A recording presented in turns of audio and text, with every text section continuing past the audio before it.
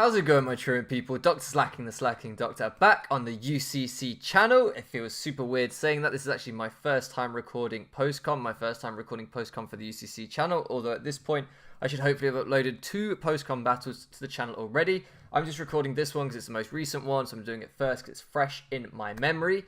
What we're going to do is we're going to go through today my battle against Sean and the Swindon Swifts. If you guys don't know, if for some reason this is the first battle you've seen from me or the first battle you've seen here on the UCC channel, the UCC Ultimate Creativity Championships, I believe, is the league name. I am Matthew, or DrSlaking to most of you, coach of the Lake District Spirits, and I'm just going to be uploading a post-com battle where I'm just going to talk through the team I brought very, very quickly and the plays that I made and why and the result of that game, basically. It feels weird doing this because I don't really do the more analytical stuff when I do Pokemon content. Usually I do live com, but this will be fun. So this is the team I decided to bring. I'm gonna have to explain a few things as we go through the team. If you like team builders, let me know. If you don't, then maybe I won't include them in the future, but it's gonna be like a 5-minute bit at the start of this video just so I can run over what I brought and why. We're actually gonna start a bit lower down. We're gonna start with actually I need to check something real quick. And I'm back, guys, and I just wanted to check to see if you guys could see our bottom Pokemon, which apparently you can't. So, hopefully you can now. Let me check that. Yeah, so now you can see our full squad here across the top bar, hopefully, and you can see Rhea, our Seismitoad. This was kind of an important mention. So, we're starting here because Sean has a kind of like soft rain team. He has the Politoed, and he had some potential rain threats, so I wanted to bring the Swift Swim Seismitoad to this battle. I went back and forth for ages over whether to bring Water Absorb because he has a Toxapex. I thought, hey, I can switch in freely on Toxapex Scold, and won't get burned, and then I can fire off an EQ because I brought Physical Seismitoad. That could be really nice. That could work really, really well. However, because he was bringing the rain, I thought, you know what, we're going to bring Swift Swim.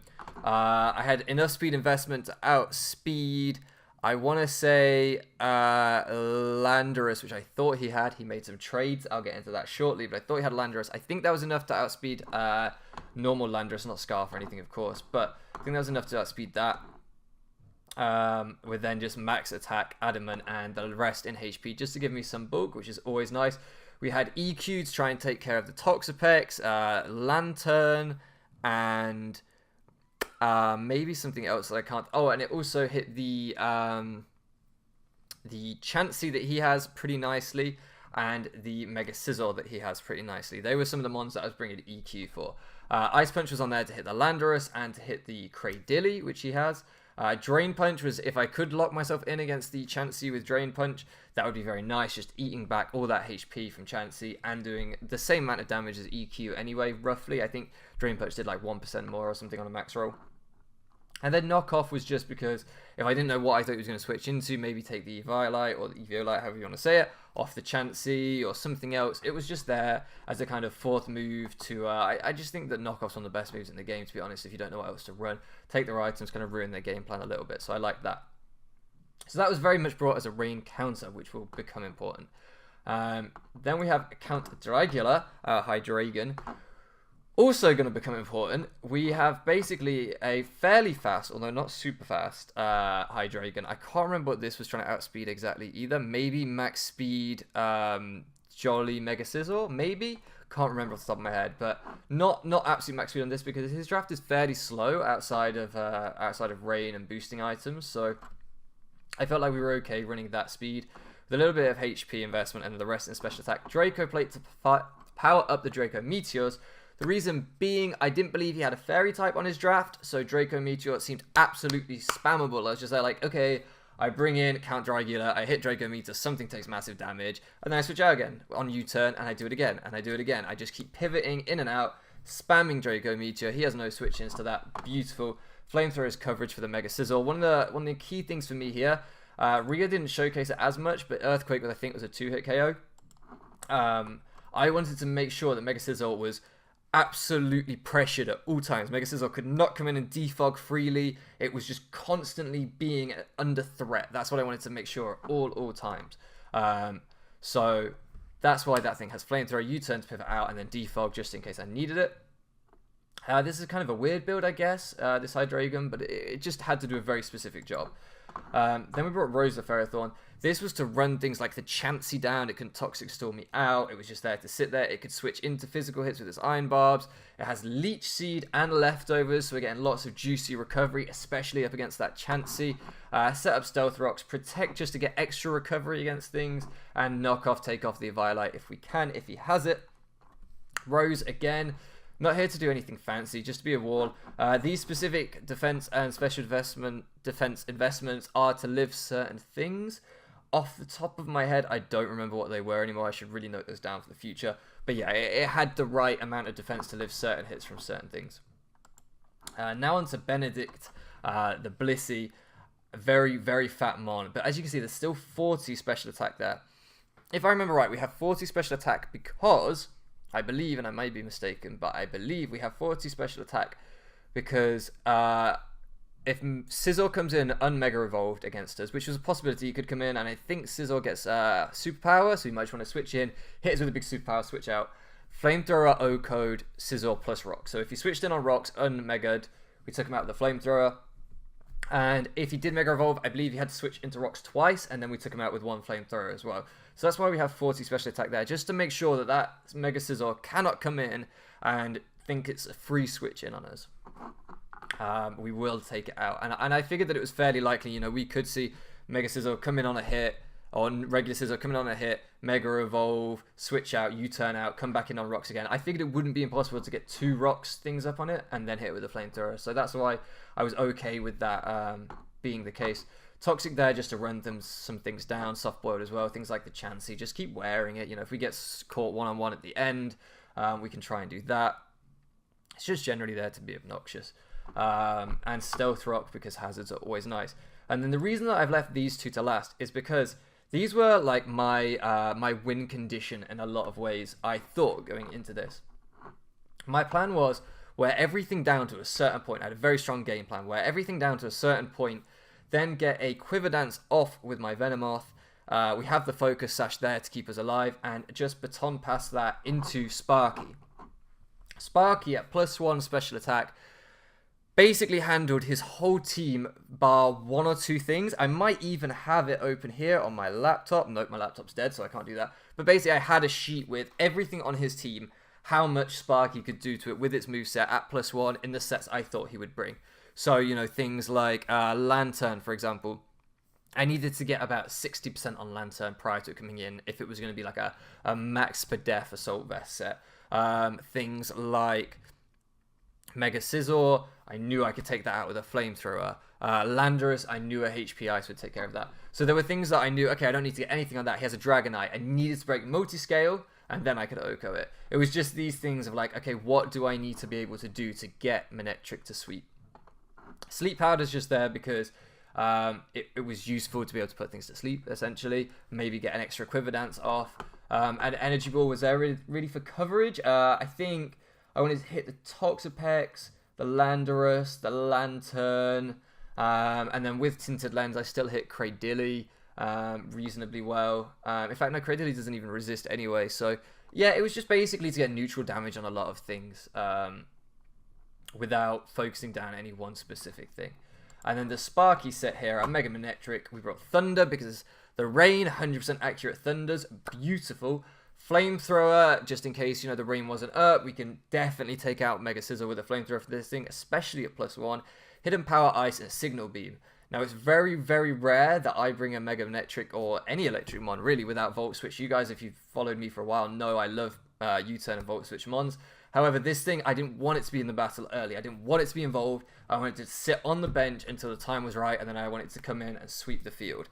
Signal Beam was there for neutral things like Lantern that could take a Thunder if it was Volt Absorb, Flamethrower and a HP Ice easily. Signal Beam hit it decently hard and it was neutral. I think it also maybe hit 1 or 2 other things for decent damage, but I can't remember what. So this was just here like, okay, well, let's wear his team down, get this thing in.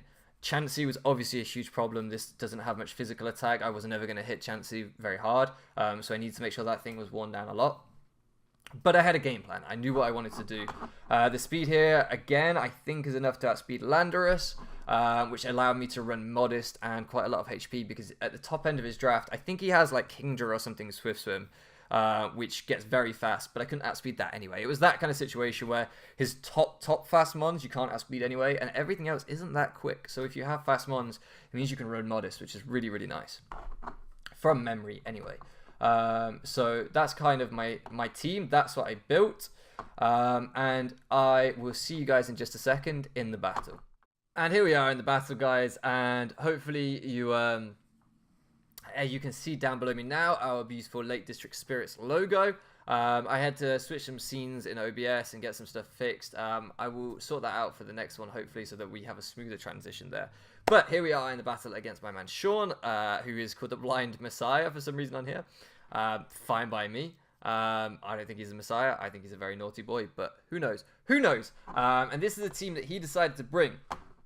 Now, the important thing to note here is A, there's no rain. There is no rain here. And B, there's a Tapu Bulu and a Meloetta. That's probably doesn't mean anything to you guys, but I didn't know he had those. I was looking at the wrong page in the document. I was looking at the drafts page instead of the teams page. So I looked at what he originally drafted, not the team he currently had after trades. Very stupid, but that's what I was doing. So I kind of sat here and thought, oh crap, thank God I have Flamethrower on everything for the Bulu. That's nice, but I don't have any poison. I could have brought Sludge Bomb on the Venomoth or something. And I realized I actually put in the chat here, I forgot to check if you'd made trades. Crap, I don't know if you guys can see that. I don't think you guys can see that, but I said in the chat basically that I missed his trades. And I realized afterwards I shouldn't have done that. I should have just carried on like, I knew you made trades, just in case he kind of thought, he doesn't know I have a Bulu. Maybe he hasn't brought poison coverage on his Venomoth. But then, having said that, I thought it was, even during the battle, I thought he would just assume I had poison coverage on the Venomoth anyway. So, without any further ado, let's get started on the battle. Here, I decided to lead Hydreigon. I want to make sure that Scizor can't Mega Evolve on me and start some shenanigans turn 1. I also, worth mentioning, the Draco play on Hydreigon was a very last minute bring. I was going to bring, I believe it's Kebia Berry, which is bug resist. I will talk about what Sean brought a little later in the video, more than likely. But it's a good job I didn't bring that, because I was thinking, okay, I want to be able to take a hit from Scizor. So anyway, let's get going. So we lead with Count Dragula here, and he leads Tapu Bulu. That doesn't look like a great position, like one of the Tapus up against Hydreigon, obviously being 4 times weak to Fairy. But if I remember correctly, this Tapu Bulu, either I was ballsy as hell, or Tapu Bulu doesn't get access to Play Rough. I don't think it does. I was kind of forgetting that it got access to Superpower, which we'll see later in the battle. But even then, I thought, you know what, if Count Dragula goes down, but he gets some massive damage off on the Bulu, that's okay. So I'm going to stay in and Flamethrower, which we did. He switches into Chansey. That's fine. He gets a Grassy Terrain recovery. It does essentially nothing. We U-turn out. Does essentially nothing. This is really nice. He goes for the Toxic. Maybe expecting the Blissey to come out to try and one-on-one this thing. Although, again, we both have Natural Cure. Maybe just wanting to start wearing down the Hydreigon. This thing I don't think has anything other than Toxic and Seismic Toss on his set. So maybe he just thought, you know what, just fire off a Toxic. I wasn't predicting the Toxic. I'm not going to say, you know, I switched into my Steel type, expect the Toxic. I thought it would either be a Toxic or a Seismic Toss. That's usually what Chansey runs. But Rose also just seemed like a good switch in here. I don't want to be firing off EQs just yet with Seismitoad with the Grassy Terrain up. So I figured, hey, Rose is the play. Let's go into Rose. We can Leech Seed something.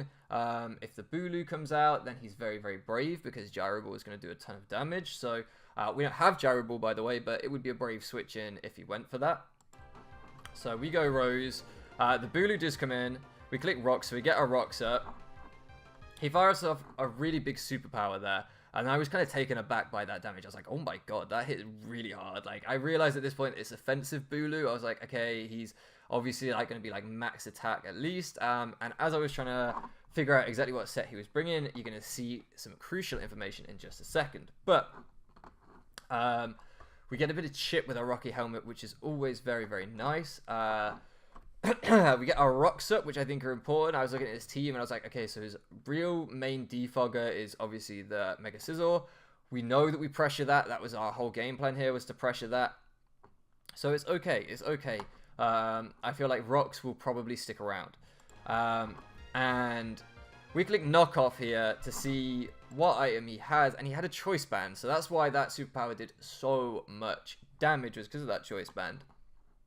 I believe I stay in here and just click protect. I might as well get some grassy terrain. Yeah, I think I want grassy terrain recovery and leftovers recovery. Always nice stacking that. And then I think I protect again. I do. Just because I'm like, hey, let's get some more leftovers. I want this thing to be as healthy as possible, so switch in as many times as possible. He showed with his Rule 34, his mellow item. We're not going to discuss his nicknames. But he showed the hidden power here the turn before when I protected. That was really important because I'm like, okay, that thing's HP fire. That thing's definitely HP fire. I can go into Benedict just fine. We do go into Benedict fine. He U-turns out, which gives him the initiative with the Bulu. But that's okay, because we get aggressive terrain recovery and leftovers recovery. We go hard into Rose here. If he'd gone for a superpower, that would have really sucked. That would have really sucked. But at the same time, I was like, he might not fire off a superpower straight away. He might want to go for something like Horn Leash, thinking the Seismitoad could come in. Maybe, probably unlikely. Maybe superpowers is best play. Venomoth switched into it pretty easily, but then Venomoth switched into a Horn Leash pretty easily. But he could just sap some life back from us with the Blissey. Either way, I knew that Blissey could not stay in because it was really important. And we didn't have a better switch into Bulu. Unless you click superpower and we got into Venomoth. But I didn't want to lose my Sash at this point. We just didn't have a better switch in. So we go hard Rose. Fortunately, he goes for the Horn Leech. We actually get Iron Barb's damage on him, which is nice. Of course, he's going to get some recovery with the Grassy Terrain anyway. But it gives us a chance to do this. We can get another turn of Grassy Terrain and leftovers. And then switch back out into Venomoth, expecting the superpower, which he does go for here. Actually crits us, but it doesn't matter too much. We're going to get a little bit of recovery from the Grassy Terrain, and we double back out as he goes into Chansey. I didn't stay in. I was kind of gutted that I had to lose my Sash there, but I felt secure that he was going for the superpower that turn. Like, I felt fairly confident. All right, he's clicking superpower. I didn't know that Bulu actually got Rock Slide, and he did bring the Rock Slide on his Bulu. Had I realized that, I might not have stayed in. Oh, I might not have switched into Venomoth, sorry. And he said that after the battle, he knew he should click Rock Slide there, but he didn't. He went to attack what was in front of him, which is fair enough. Like, I was 50-50 on that switch anyway. We pivot out into Count Dragula. I think I was just very much expecting him not to stay in with Bulu, and certainly not to click Superpower again. He doesn't know this at the time, but of course I didn't have anything on my Venomoth to hit him. I only had Energy Ball as an attacking move and Sleep Powder, which wasn't going to help us against a grass type. So I was like, crap, I can't sit in with Venomoth. I'm just bluffing here. I'm just trying to get a switch out of him, which I did. So we go into Count Dragula here. U-turn out on the Chansey. And we can bring in Seismitoad. And this is nice. This is the first time we've been able to bring in Seismitoad. He protects. We fire off a Drain Punch. Just trying to get some damage. And then we double out again. I think I'm predicting him to switch here. If I remember right, I'm expecting him probably to go into the Toxapex. And I'm just thinking to myself, do you know what? I'm Choice Banded. He doesn't know I'm Choice Banded, but I'm Choice Banded into Drain Punch. I'm giving him an easy switch into Pex. I don't want to do that. I don't want to risk that. He could go like Bulu as well, for example. That would be a problem. Venomoth will scare both of those out, hopefully. So that's why I went into Venomoth. He actually goes into Sizzle here, which I kind of like was like, maybe I should have continued Drain Punching, because Drain Punch, I think, would have been a 2-hit KO with it being unmegaed on the first one. And maybe would have been a 2-hit KO. It depends on his investment. I'm not 100% sure on that. Don't hold me to that. But I was like, maybe I should have kept Drain Punching. He doubles out into the Pex here on my Sleep Powder, which is fine. I now know as well, it's important here to note, guys, that the Sizzle has come in on rocks for the first time, I believe. So the second time that it comes in on rocks, it is within Flamethrower range from Blissey, even if it Mega Evolves. I'm pretty sure. So I'm like, okay, that's good. I've got exactly what I wanted. He's going to have to come in a second time on rocks. Perfect. We put this to sleep. And then we Quiver Dance up. And here I think I make a bit of a misplay. I want to baton pass these stats into something. When he goes into Chansey, I think that maybe I should have gone Seismitoad here. I would have had a really nice speed boost, a really nice Spadef boost. And I would have done about 40% this thing with a Drain Punch. I could really have pressured it out. But I decided to just go Blissey.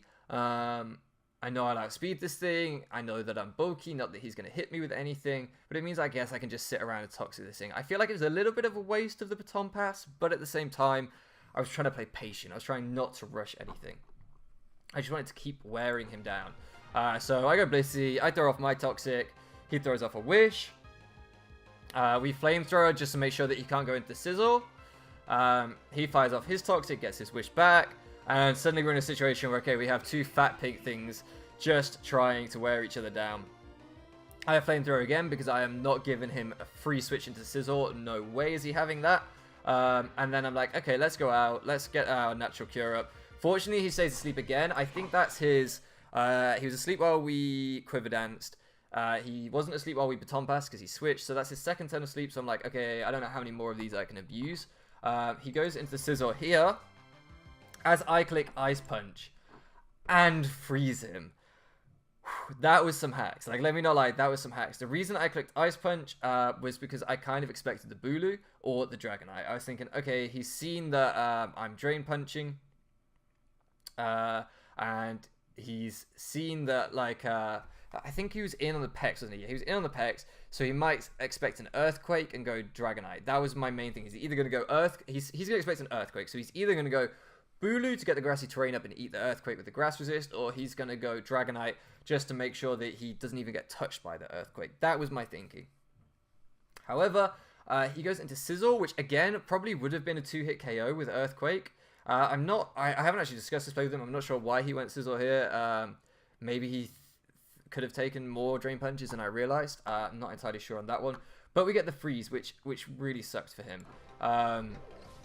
And switch straight back out into Rose because, hey, it's another turn of Leftovers recovery. We can plant some seeds on this thing. Leftovers plus Leech Seed. And now we take another superpower from the Bulu. So I'm like, okay, that's really, really important. We start just firing off knockoff, wearing him down real fast. It sucks how long he stayed frozen for.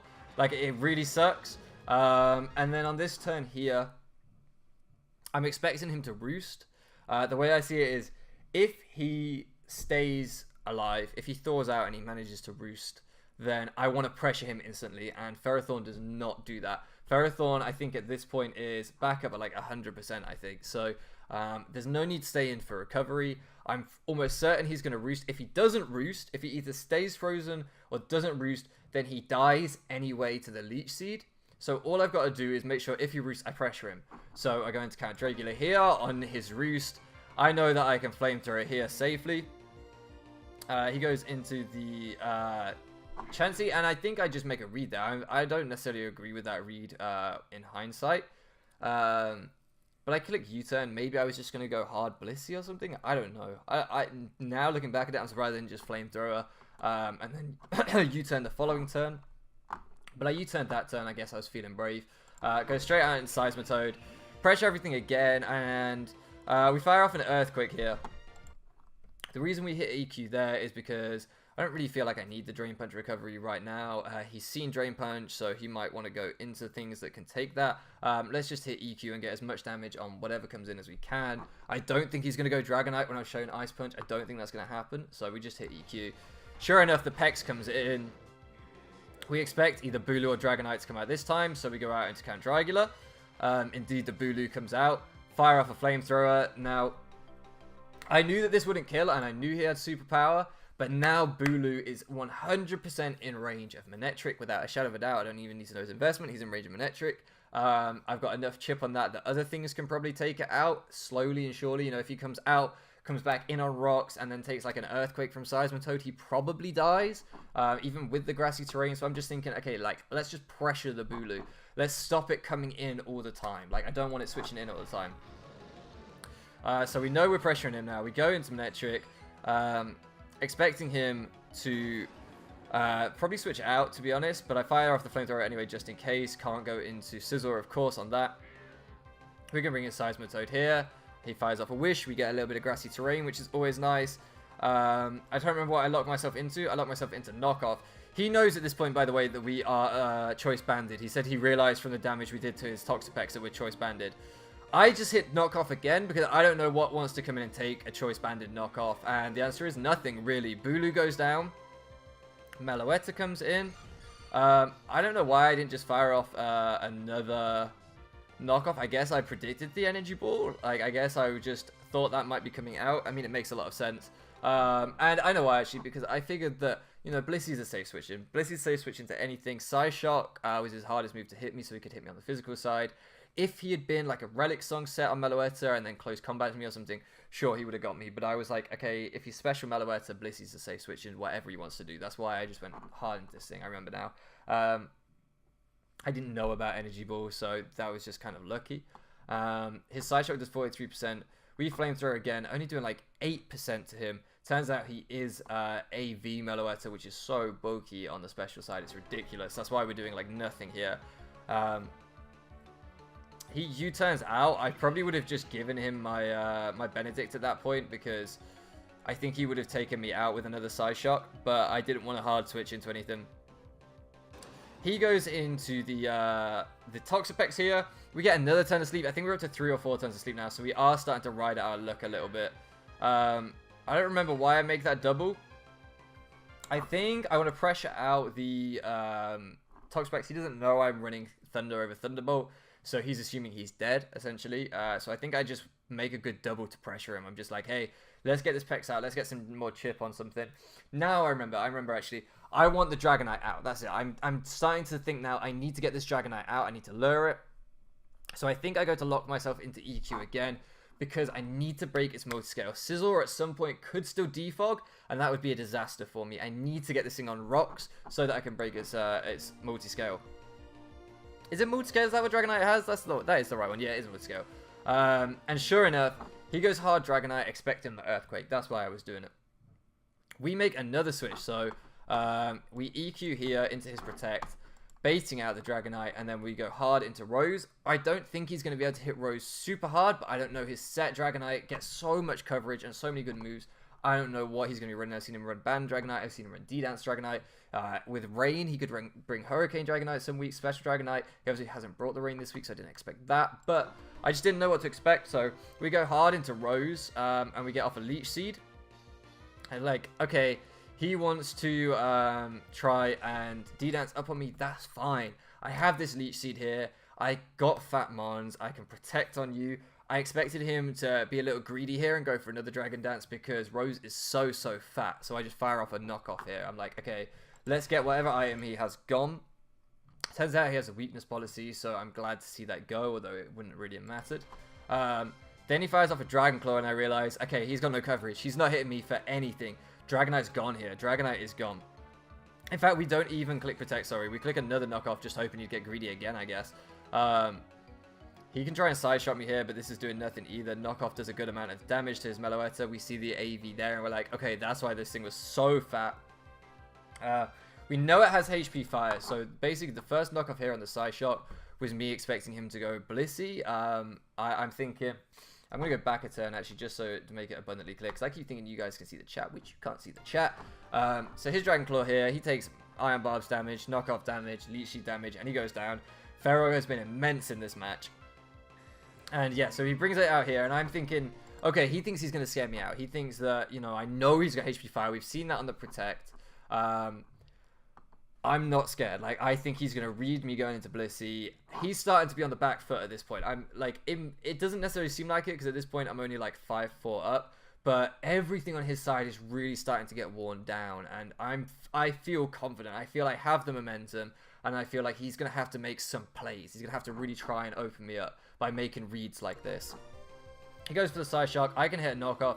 The other thing is Rose is becoming less and less important. I would like to have it around for the Chansey, but it's not essential. Then we click Protect on the HP Fire. I think I do make the switch here. No, I stay in. And I go down. I hope that he might click Side Shock again, but it's okay. I'm happy with letting Rose go down at this point. We get our Toxic off into the Chansey, which we expected to be incoming. I didn't think he would go Scizor, because I've shown Flamethrower so many times at this point. I don't want to stay in on Chansey here. There's really no need for me to stay in on Chansey and get my Blissey worn down. I can just get my Natural Cure and get out while he's taking more damage. I click EQ here, and his switch-ins are gone. He no longer has a switch into EQ. Meloetta, I'm more than likely dies to an EQ. Pex dies to an EQ, I believe. Scizor probably dies to an EQ. This thing dies to 2 EQs, so I'm safe going into Rhea here. We fire off an EQ. Sure enough, we get massive damage on the Toxapex. Meloetta comes out, and I decide that I don't want. This wasn't necessarily essential either, but I decided that I don't want to take any more damage on Rhea. I want to save it. I think I expect the Meloetta to outspeed me, and I know that late game Rhea can beat the Chansey and the Mega Scissor one-on-one. So I'm like, okay, if I can beat them one-on-one, I want to save Rhea. So I go Blissey. Blissey comes out, and I think I just Toxic again, don't I? I Toxic again, expecting the Chansey, just trying to pressure that thing constantly. I don't want Chansey coming in and sitting there being obnoxious. I'm constantly pressuring it. We go hard into Rhea as he plays off his wish. I can click EQ again, I believe, unless I go for the Drain Punch. I go for the Drain Punch, obviously worrying about my own Toxic. It is neutral to both the other two Mons, so it's a fairly safe play when they're this worn down. We get a Drain Punch, and the Meloetta goes down. That only leaves two things. Rhea, unfortunately, is taking some damage at the minute, though. But Drain Punch takes out the Mega Sizzle. And I'm feeling good at this point. I'm feeling really good. I know that I can take out Chansey, but the Toxic is starting to stack. And I'm like, I don't want to let Rhea go down. Differential, I'm trying to think about differential. The better I get as a coach, as a battler, those of you that don't know me, I'm pretty new to battling. The better I get, the more I'm trying to think, okay, I need to preserve differential as well. So I go hard Blissey on his Protect turn as he tries to make the Toxic stack. And then I get another Toxic off on him.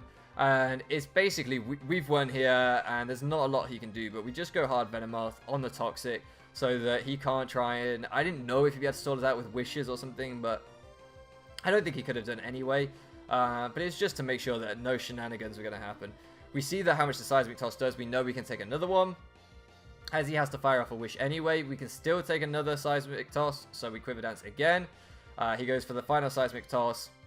And all I have to do here is Baton Pass into something, and we've won with a 4-0 differential, which is super, super nice. Super, super nice. He fires off his Wish, and for style points here, we click Thunder, and we land it. I think he was dead to Toxic anyway. I don't think he would have lived, even if we'd missed. Certainly, he wouldn't have been able to take us out in one with just Seismic Toss and Toxic, so I was safe going for the style points and just showing a bit of flair, I guess. But also, you know, I brought Thunder, so... it is what it is. I got to show it if I brought it. It was ballsy bringing it in the first place. That was the game. I feel like post-com is super weird. I felt like I was rambling, and I hope that was good. It's my first time ever doing post-com, guys, so if it was bad, please comment down below, hey, this bit sucked, that bit sucked. If it was good somehow, then please comment down below, hey, this was good, that was good. GG to my man Sean, the Blind Messiah, coach of the Swindon Swifts. We have... you guys should have seen our other UCC battles by now. So this was the Lake District Spirit's first win in the UCC, and it felt really, really good to show that I'm not just here making the numbers up. I've come in as a late addition, and I can actually battle a little bit. Not much, but a little bit. So it was nice to show that. I'm now 2-0 versus Sean. Somehow, last season's finalist of the UCC, I believe, the runner-up to Ben he was last year, and somehow I've beaten him twice and yet to lose to him. So that's a miracle, although I don't think it'll last long. Anyway, I hope you guys have enjoyed. It feels super weird recording this. I don't really know how to close out a post-com video, but if you have enjoyed, just let me know, and I will be back with probably more post-com. I think all UCC will be post-com, so your feedback is very, very valuable. Anyway, thank you so much for loafing around with me, and I will catch you guys again next time.